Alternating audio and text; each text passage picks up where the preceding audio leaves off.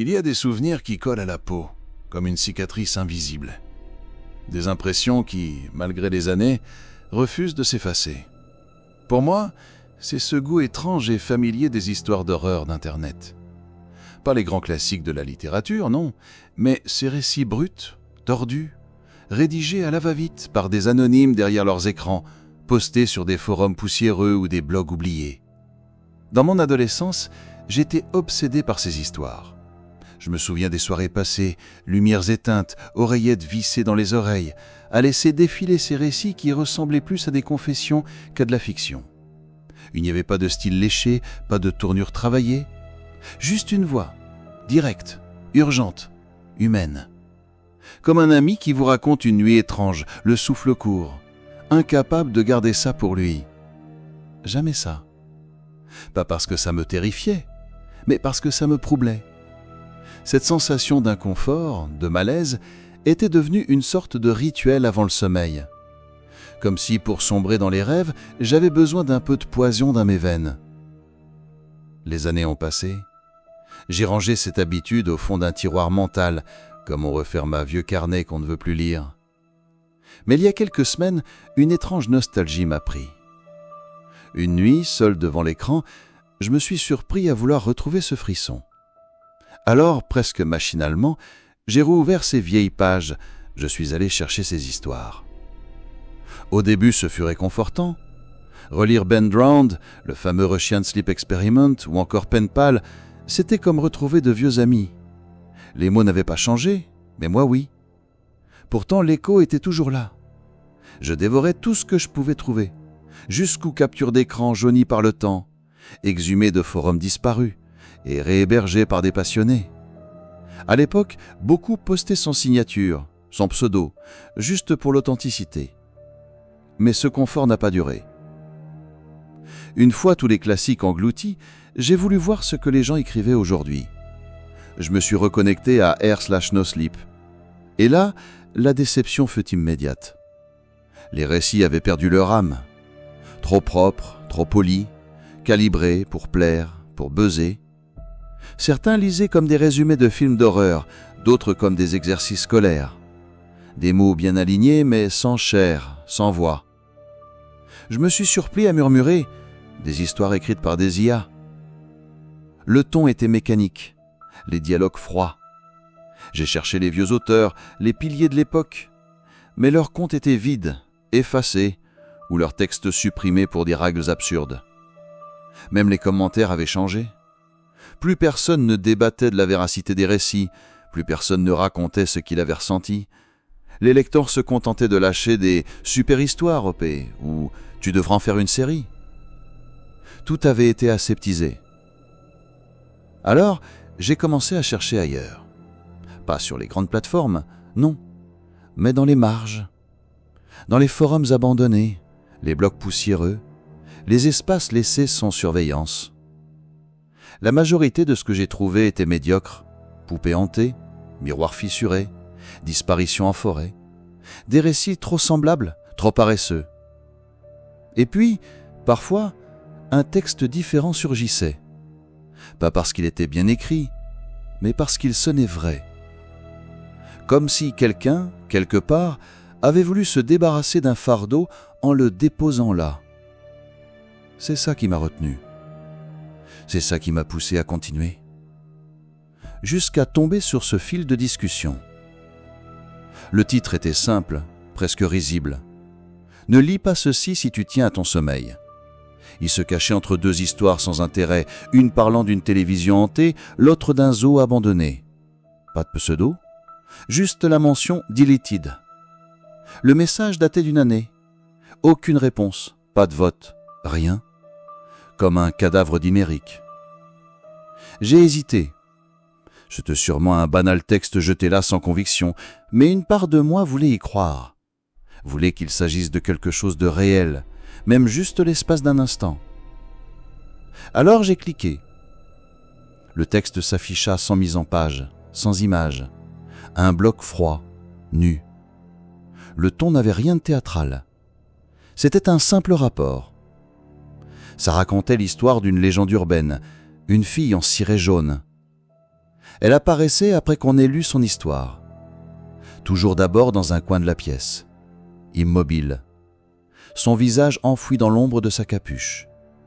Ses yeux invisibles, mais qu'on sentait pourtant peser sur nous. Son corps dégoulinant d'eau. Elle ne parlait pas. Elle ne bougeait pas. Elle observait.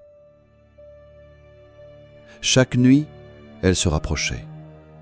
L'auteur expliquait qu'elle se nourrissait de la peur et qu'une fois rassasiée, elle emportait sa victime. Mais personne ne savait comment. Aucun survivant pour témoigner. Une phrase m'avait particulièrement marqué. « Plus tu as peur d'elle, plus elle est trempée. » Je m'étais presque moqué en lisant ça. Ça ressemblait à ces chaînes de mails des années 2000. Envoie ce message à 10 personnes ou tu mourras dans cette joie. La dernière ligne en revanche était en gras.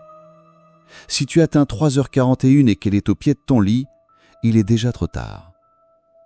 J'avais ri, j'avais fermé la page. Mais ce n'était que le début. La nuit s'achevait. Il était déjà tard, mais je n'étais pas prêt à dormir. Pourtant, j'avais refermé mon ordinateur, convaincu d'avoir lu ma dernière histoire pour la soirée. Mais quelque chose de sourd vibrait encore en moi, comme une dissonance que je n'arrivais pas à chasser. Vers 2h du matin, je me retrouvais devant le miroir de la salle de bain, brossant machinalement mes dents. L'appartement baignait dans un silence étrange, plus dense que d'habitude, presque hostile. Et puis, il y eut ce bruit, un toc, léger, à peine perceptible, comme si quelqu'un avait frappé doucement contre la porte. La brosse resta suspendue entre mes dents, j'ai cessé de respirer. Pendant quelques secondes, je n'ai plus entendu que le bourdonnement électrique du néon et le battement rapide de mon cœur. Je tendis l'oreille. Rien. Pas de pas, pas de souffle. Seulement le gémissement discret de la bouche d'aération au plafond. Finalement, je posai la brosse, ouvris la porte d'un geste sec. Le couloir était vide. J'ai haussé les épaules, presque honteux de m'être laissé avoir. Mais lorsque je retournai vers le lavabo, mon regard s'attarda sur le tapis à l'entrée de la salle de bain. Il était humide. Pas une flaque, non, mais assez pour foncer la couleur des fibres, assez pour me figer une seconde de plus. J'ai d'abord cru à une maladresse. Peut-être de l'eau projetée du lavabo, peut-être des chaussures mouillées. Oui, ça devait être ça. J'avais dû marcher dehors plus tôt, sans y prêter attention. J'ai éteint la lumière et je suis allé me coucher. Je m'éveillai brusquement, pas à cause d'un cauchemar, pas à cause d'un bruit, mais parce que mon propre corps hurlait en silence. Mon cœur battait à tout rompre, mes tempes cognaient, mes poumons refusaient l'air. J'ai ouvert les yeux. L'écran du réveil indiquait 3h41. Un frisson m'a parcouru la poitrine. Le hasard, me répétais-je. Des millions de personnes devaient se réveiller chaque nuit à cette heure-là. Je n'étais qu'une coïncidence, voilà tout. Pourtant, quelque chose me glaçait. Ce silence total. Pas un souffle de vent dehors, pas de bruit de tuyauterie, pas même le ronronnement familier de mon ordinateur en veille. Et pour cette quiétude, je sentais une présence, une certitude intangible. Comme si un regard invisible pesait sur moi, planté entre mes omoplates. Je me suis redressé lentement, les yeux fouillant chaque recoin de la chambre. Rien.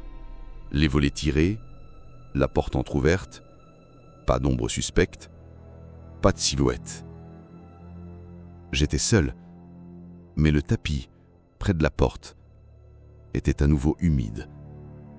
Je me levai fébrile et passai ma main sur la moquette. Pas une illusion, elle était bien trempée, comme si quelqu'un avait marché là, dégoulinant d'eau. Je retournai dans mon lit, persuadé qu'il valait mieux ignorer ce détail. Pourtant, l'angoisse me rongeait. Alors, incapable de résister, je rallumai mon ordinateur.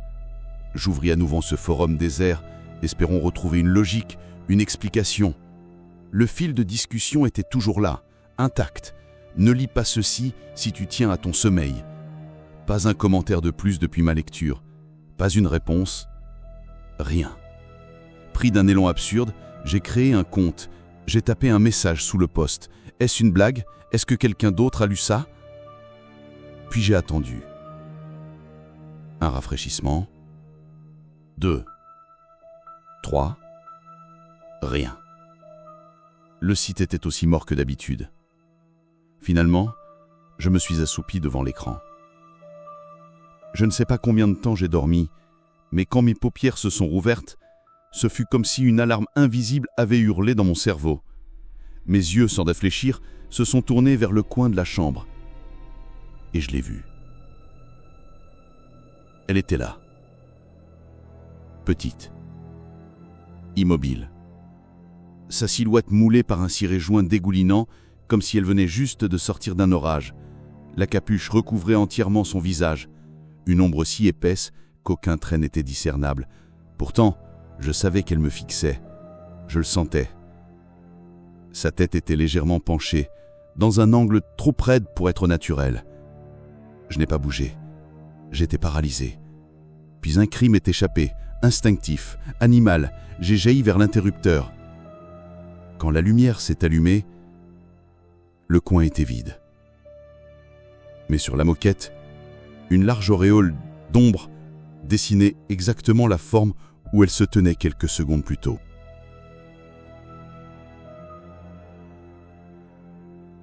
Si vous êtes arrivé jusque-là, c'est que l'histoire commence à vous happer. Et si vous aimez ces récits où le cauchemar s'invite dans la réalité, abonnez-vous dès maintenant à la chaîne Nuit d'horreur, car ce que vous lisez n'est qu'un avant-goût.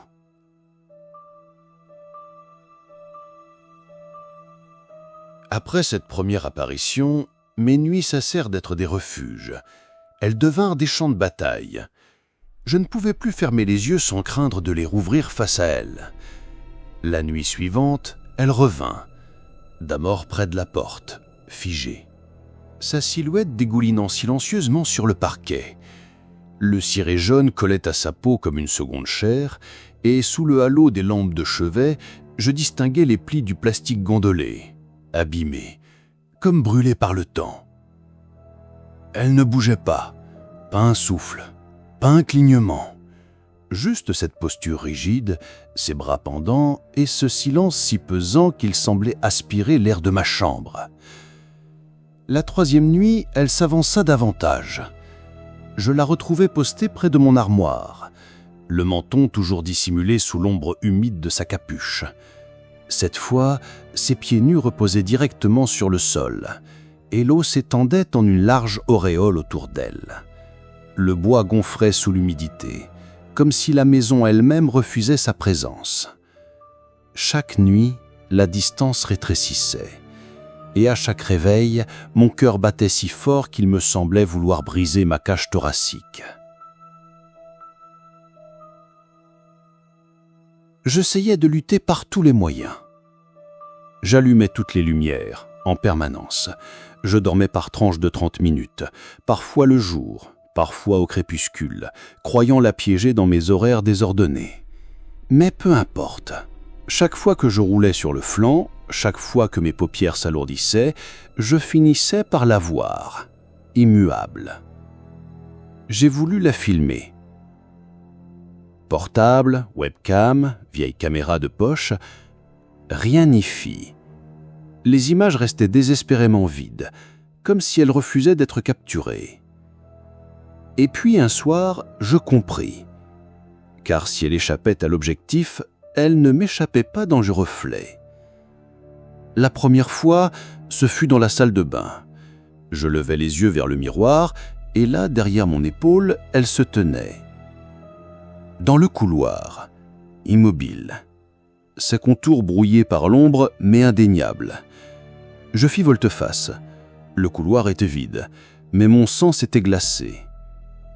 Dès ce soir-là, je recouvris tous les miroirs. Draps, cartons, n'importe quoi pour m'éviter cette vision. Puis je me mis à chercher, obsessivement. Ce n'était plus seulement une question de peur, c'était une nécessité. Je devais savoir ce qu'elle était. Un fantôme, une hallucination, une malédiction née du forum. Je fouillais des archives entières, des blogs disparus, des sites de l'Internet primitif, des journaux intimes poussiéreux, laissés sur LiveJournal, des forums enterrés, même des pages MySpace oubliées. Et partout entre les lignes, je retrouvais des fragments, une silhouette, un ciré jaune, des récits qui s'arrêtaient net, comme suspendus. Un seul témoignage me frappa, daté de 2006, rédigé par un utilisateur qui se faisait appeler Lockjaw Mile. Le titre de son message, Narrative Leech. La sangsue narrative. Il écrivait « Elle est un parasite. Elle se propage par les récits. Quand tu apprends de son existence, elle apprend la tienne. Elle se nourrit de la peur qu'elle installe en toi. C'est ton imagination qui lui donne un corps. » Ces mots me glacèrent. Ils donnaient un sens à ce que je vivais. Elle n'était pas un fantôme, pas une invention. Elle était l'incarnation de l'histoire elle-même. Et maintenant que je connaissais son nom, elle me connaissait. Le sommeil devint impossible. Pas seulement à cause de la peur, mais aussi parce que mon corps me rejetait. Chaque fois que je sombrais, je sursautais, suffocant, arraché à la torpeur par une panique animale. Je recouvris mes fenêtres, mes écrans, tout ce qui pouvait refléter son ombre. Mon appartement se transforma en bunker, mais ça ne changeait rien. Chaque nuit, elle était plus proche. Un soir, je la sentis si près que j'osais à peine tourner la tête. Son ciré laissait échapper des gouttes épaisses, lourdes, qui tombaient à seulement quelques centimètres de mon matelas. L'eau s'étendait, en une large auréole autour d'elle. Le bois gonflait sous l'humidité, comme si la maison elle-même refusait sa présence.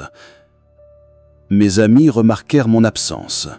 Ils m'envoyèrent des messages, frappèrent à ma porte. Je restais silencieux. J'avais peur qu'un seul mot prononcé, qu'une seule explication donnée, suffise à transmettre la malédiction. Alors je les laissais repartir, persuadé que je sombrais dans la folie. Et peut-être avait-il raison. Mais à chaque fois que je voulais abandonner, que je songeais à me laisser engloutir, je me souvenais des mots de Lockjaw Mile. Elle se nourrit du récit. Elle se nourrit de moi. Et vous, qui êtes en train de lire, vous sentez-vous observé? Si vous avez la moindre impression qu'elle est derrière vous, ne détournez pas les yeux. Et surtout, abonnez-vous à la chaîne Nuit d'Horreur pour ne rien manquer de ce qui arrive ensuite.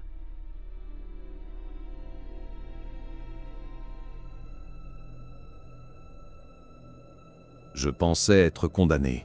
Chaque nuit me rapprochait un peu plus d'elle. Chaque heure passée éveillée me rongeait davantage. Mon corps n'était plus qu'une carcasse tendue de nerfs, mes yeux injectés de sang. Le sommeil n'était plus un refuge, c'était un piège. Et puis, une nuit, quelque chose changea. Alors que j'étais encore une fois scotché à l'écran, incapable de décrocher du forum où tout avait commencé, une notification surgit. Un message privé. Je restais figé de longues secondes à fixer l'icône. Personne n'utilisait plus ce site. Personne ne m'avait jamais écrit ici. Finalement, je cliquai. Le pseudo était une suite de chiffres, sans historique, sans profil. Le message disait « C'est moi qui ai posté l'histoire.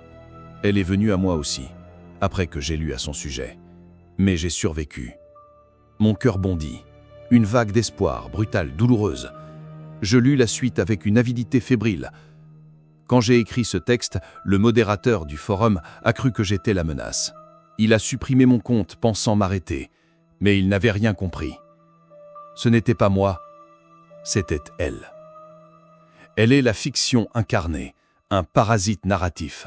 Écris son histoire, transmets-la, c'est le seul moyen de survivre. Je restais pétrifié devant l'écran. Transmettre, la refiler à quelqu'un d'autre, comme une chaîne maudite, comme une contagion. Je serrais les poings. Était-ce vraiment ça, la seule échappatoire? Sacrifier un autre lecteur pour sauver ma peau? Je répondis immédiatement, suppliant des détails, une autre issue, n'importe quoi. Mais je n'eus jamais de réponse. Le message resta figé là, comme une condamnation. Je passais les heures suivantes à lutter contre cette idée. Écrire son histoire. La mettre en mots, la rendre réelle dans l'esprit de quelqu'un d'autre. Était-ce du meurtre? Était-ce pire encore? Mais chaque instant d'hésitation me rapprochait d'elle. Chaque seconde, je la sentais plus près. Un soir, tandis que j'étais assis devant mon bureau, j'aperçus son reflet dans l'écran éteint de mon ordinateur. Elle n'était plus au fond de la chambre. Elle se tenait à moins d'1 mètre de moi, son ciré trempé exhalant une odeur fétide d'eau croupie. Ses mains frémissaient légèrement, comme impatientes. Le réveil affichait 3h41. Je n'avais plus le choix. Alors j'écrivis. Je racontais tout, la première lecture, le tapis humide, les réveils en sursaut, les nuits de terreur, ces pas invisibles qui la rapprochaient, les reflets, les miroirs, la vase, l'odeur et ce message, ce seul espoir, cette règle implacable, transmettre ou mourir. Chaque mot posé était un arrachement. J'entendais presque l'eau dégoûter derrière moi, le froissement de son ciré, comme si elle se penchait déjà au-dessus de mon épaule pour vérifier que je ne trichais pas. Le curseur clignotait, le bouton poste attendait. J'ai fermé les yeux une seconde. J'ai pensé à ceux qui allaient lire, ceux qui, comme moi autrefois, cherchaient juste un frisson avant de dormir. Des innocents qui ne demandaient rien d'autre qu'une petite histoire étrange. Et j'ai cliqué. Poste. Je ne me suis pas retourné. Je savais qu'elle était là. Le parquet suintait d'eau, l'air vibrait de sa présence. Mais soudain, tout s'est tu. Pour la première fois depuis des semaines, j'ai respiré sans sentir son ombre peser sur ma nuque. Elle n'était plus là. J'étais libre. Ou du moins, je voulais le croire. Voilà, vous connaissez son histoire à présent. Vous savez qu'elle existe. Vous savez qu'elle se nourrit de votre peur. Et si vos yeux se posent sur l'horloge à 3h41, si vous remarquez une trace d'humidité au seuil de votre porte, alors il sera déjà trop tard. Mais peut-être qu'il existe un moyen de s'en sortir. Peut-être qu'à votre tour, vous devrez écrire, transmettre. Car c'est ainsi qu'elle vit, c'est ainsi qu'elle se perpétue. Alors, lecteur, saurez-vous détourner le regard avant qu'elle arrive à votre chevet? Vous avez lu jusqu'au bout, vous sentez ce frisson qui rampe le long de votre dos. Si vous voulez découvrir d'autres récits maudits, d'autres histoires qu'il vaut parfois mieux ignorer, abonnez-vous dès maintenant à Nuit d'horreur. Car ce que vous venez de lire n'était qu'un commencement.